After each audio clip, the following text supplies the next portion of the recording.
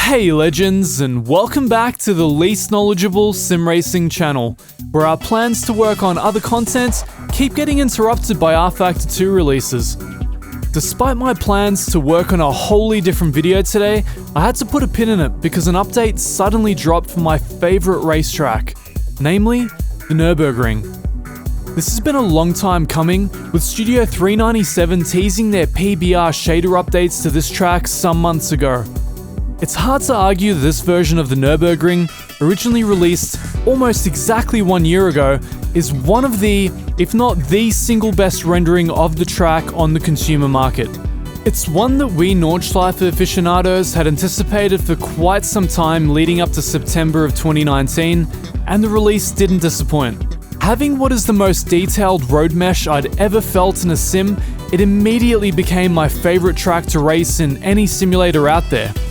So while this update is primarily just a facelift, it is a facelift on the biggest race circuit in the world, and that represents a hefty undertaking. One of the lauded improvements of the PBR shaders is the way in which light interacts with surfaces. So to that end, instead of picking a static time of day to showcase the track, I thought it would be good to crank time acceleration by 60 and go in for something a little closer to our signature 24 hours and 24 minutes endurance series style. The only difference being that we're not racing anyone, but rather just enjoying the track across the entire day-night cycle. We'll hit the track shortly, but before we do, consider subscribing to the channel if you're interested in more sim racing content, and if you'd like to support the channel in the future, there are affiliate links down below.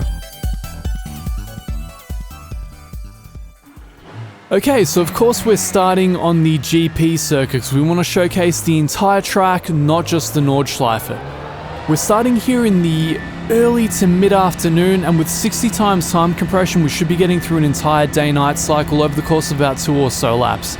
Now the first thing you'll notice leaving the pits is the texture surface of the asphalt has changed. It's far closer to Portland International, far closer to Loch Drummond, almost identical to those actually.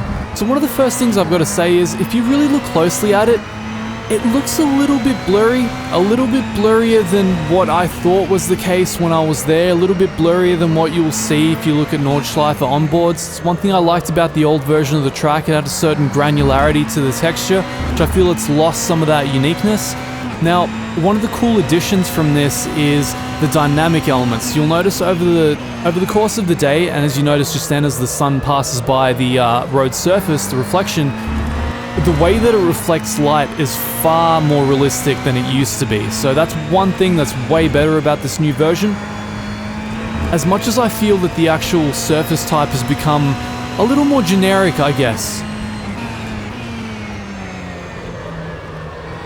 Now seeing once again, as the sun reflects off the surface, it kind of highlights the rubbered-in line, whereas otherwise it kind of fades into the track surface when the light's off it. Very, very cool, and you'll notice over the course of the day, the way that happens is going to change quite a lot, especially as we get into nighttime. So definitely keep your eyes peeled for that. No major changes to the track itself. In fact, I don't think anything has really been done to the GP circuit whatsoever, other than the curbing has got some skid marks on it now, which is nice and engrossing. So getting onto the Nordschleife now, the business.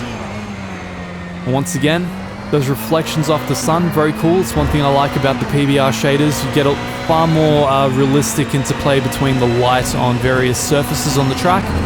You can see them glinting off the tents there. Now the first thing you'll notice there is that the concrete curbing is gone. And likewise here to the right, no concrete curbing. Now I'm not sure what that has been done for. I don't know if that's meant to match up with the current version of the Nordschleife, because from what I feel, the mesh is still the same from the pre-2019 version. I believe this is a 2018 laser scan from memory. That's before the resurfacing of the track that happened in 2019. But for some reason they've removed the concrete curbing on those two corners, which for someone like myself who used to ride those all the time is significant, I suppose. You can see the long shadows already starting, so I believe we're coming from the late afternoon into the early evening now. The hue getting nice and orange, shadows getting longer and longer. One thing that's very obvious with the new version is the way the vegetation has changed. It's all a lot more saturated and brighter, as you'll probably notice with the facelift they did to Silverstone. Everything looks a little bit more Disney, for want of other adjectives. So whether or not you consider that more realistic, your mileage may vary on that one. Okay, so very long shadows here. Getting very close to that time, you may consider turning on your headlights. Some additional help, and of course we do. Not that they do much at this time of day, unfortunately. Crossing by rFactor's Rebel Tree there.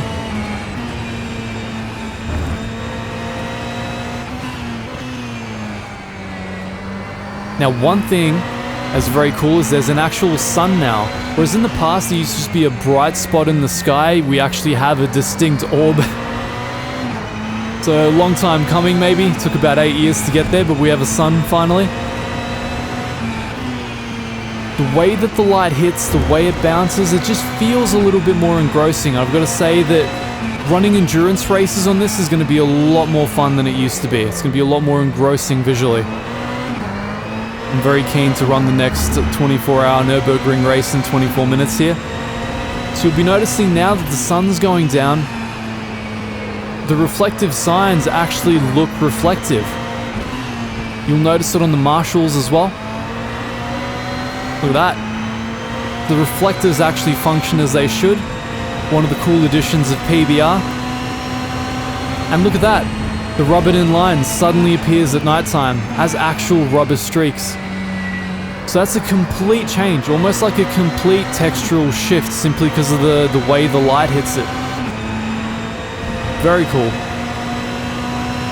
Now, the nighttime experience of this track is already transformed. It used to look nothing like this. As you guys might remember from those 24 hours and 24 minutes series, I always kind of dreaded nighttime. It wasn't particularly engrossing, but now we've got these nice reflective highlights, which you can probably use as brake markers if you so wish on either side of the track. Really gives you a feeling for how insanely dangerous it would be to race this track at nighttime.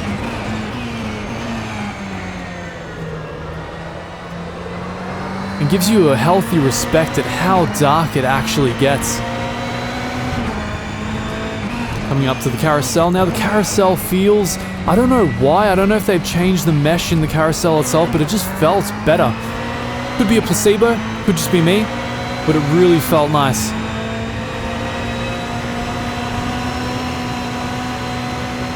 Alright, coming up into Sector 3 here, a few little spotlights on the side of the track, giving us a better picture of where we are. Some of those lights in the trees aren't phenomenal. They're not exactly world-class lighting, but they do the job.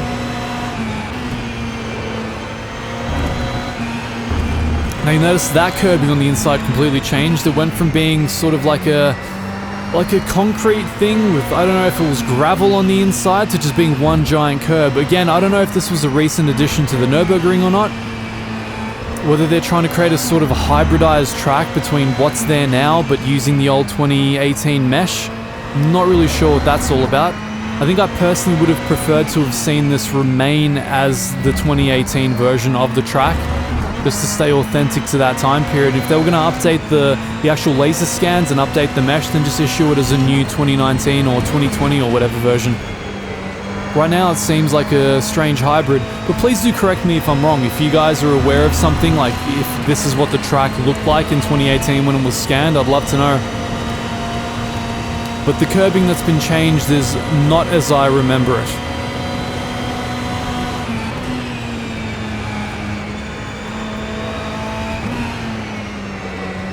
Reflectors still adding quite a lot to the experience. Almost like giving you mile markers on the lap. We're coming up very close to the final straight now.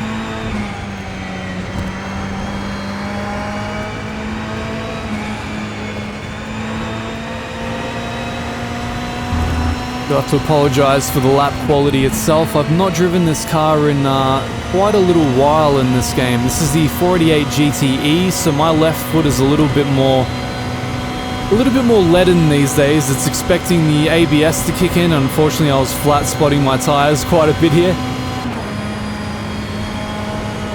I'd lost some of the finesse that you require for this car. But I think I'll be driving this combo a heck of a lot more now with the updates. So coming up close to the GP circuit again. We'll get to check it out in the dead of night. And still see the rubber in line is quite aggressive at night time. Can really lets you appreciate how much rubber there actually is on the track. The GP circuit, of course, a lot more lit up than the Nordschleife.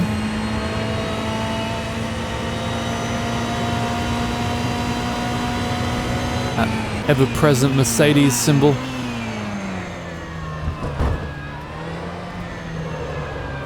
So quite a different vibe to the first time we took this. You can see where all the spotlights are positioned.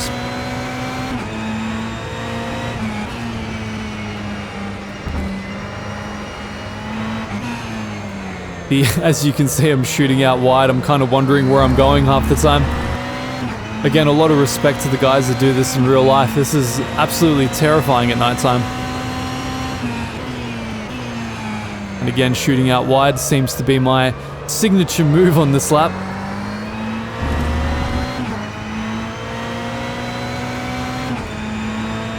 Again, nice and blind. Spotlights strategically not doing anything. I sincerely hope this is more well lit when they run the F1 races here. But they run those during the day, so I guess it doesn't matter.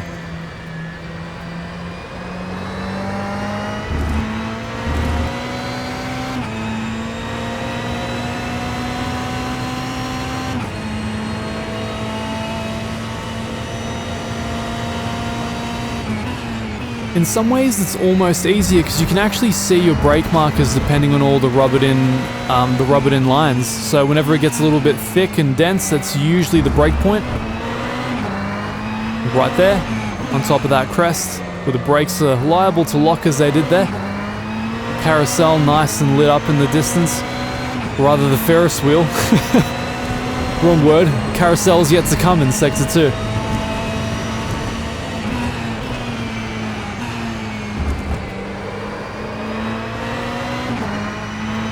Very different sensation taking Sector 1 at nighttime. Not something I'm particularly used to. Trying to take it nice and easy.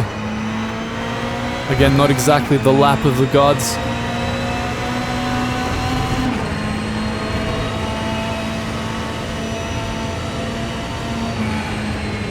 Flugplatz in the dead of night. It's probably the way to weed out whether you're a boy or a man in real life.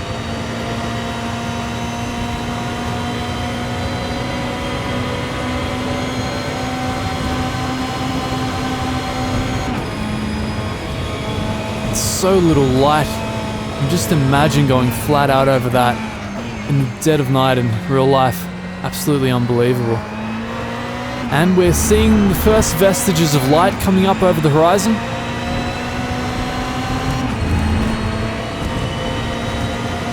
Nice and romantic. Seeing those first rays here at the foxhole.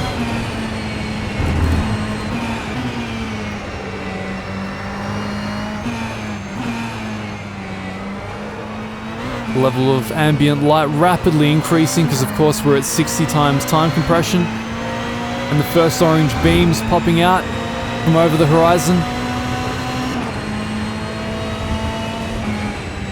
I gotta say the vibe is so similar. I used to watch onboards from the 24-hour race for hours and hours and hours, and I remember catching the onboard as it switched from night to day. And even through the grainy onboard footage, it felt like a transcendent experience, much like this looks.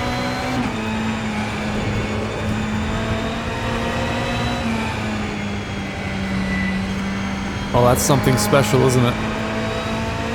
So there are certain moments when rFactor can really bring the goods, causing us to miss our brake marker and flat spot our tires severely.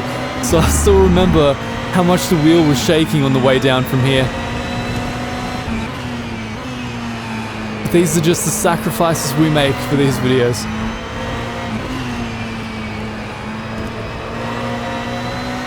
This is an interesting time of day. The long shadows and the lack of direct light on the road make it very hard to see any brake markers you may have actually established for yourself.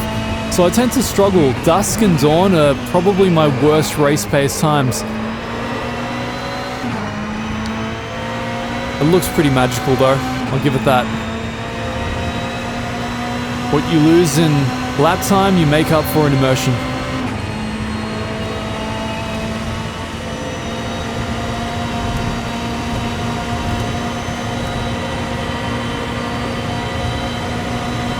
Some strange artifacting with the shadows on the left there. Probably need better pop-in distance for them, I think. Yeah, the directionality of the light is so much better now. The way it hits the trees, the way it hits the track, the way it scatters shadows across the track. Of course, we can see the rubbered-in line almost disappearing now that the level of ambient light is back. Far more similar to the way that asphalt will actually reflect light. Oh, and the carousel, nice and skid marky. Again, feels amazing in this version. It might feel exactly the same. They quite probably have not changed the mesh whatsoever, but maybe it's the placebo effect of seeing a new visual texture on there. I mean, whatever, I'll take it. Anything to get closer to the real life experience. Alright, kicking into Sector 3 for the very last time. As morning quickly makes way for noon, and again that big curb on the right side, I'm still trying to get used to that.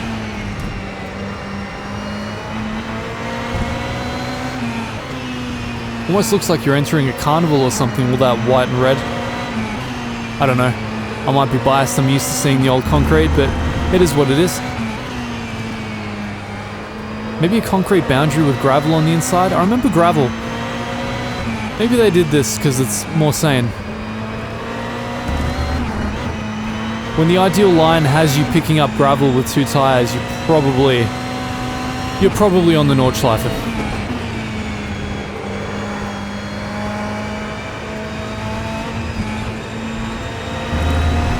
Those shadows shortening as the sun grows ever higher in the sky. Lighting becoming a lot more anemic and flat, getting closer to that dreaded noontime that most sim developers dread, because every game looks oh so flat and boring at this time of day. But as a racer, it's fantastic because you can see everything. No brake markers covered.